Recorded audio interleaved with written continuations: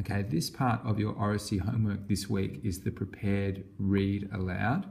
This is the part where you take a favourite book of yours and you read a chunk of it to us, and it's not to exceed 1 minute.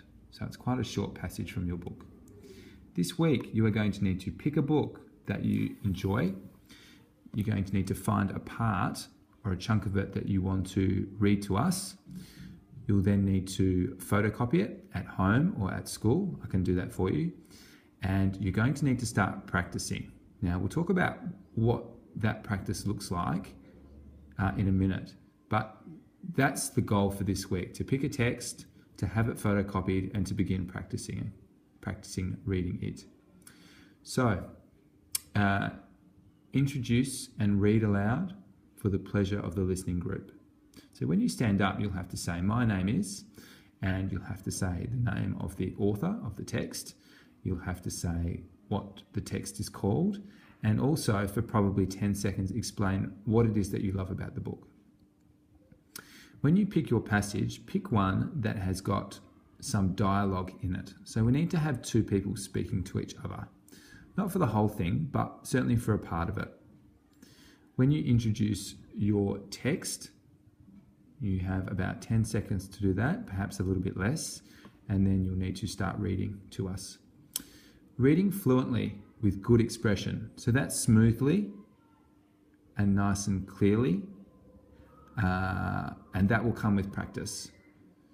Appropriate phrasing, pause, and pace. So again, we're going to need to make sure that we read punctuation, and a big part of having dialogue is that you're able to read two people talking to each other smoothly. Eye contact and facial expressions. So you've got some time to practice this week and next week. When you come to your assessment, you'll be expected to look up and not necessarily bury yourself into your book. So you'll have to look up and engage with the audience. This communicating a mood is interesting. You need to think carefully about what is happening in your text. If it's a sad part of the text, you need to communicate that message. If it's a really, really exciting part before the climax of your story, and two groups or two armies are about to go to war, you need to communicate that message. Or if the main character is scared or frightened, you would need to communicate that. And that's in the way that you speak your expression.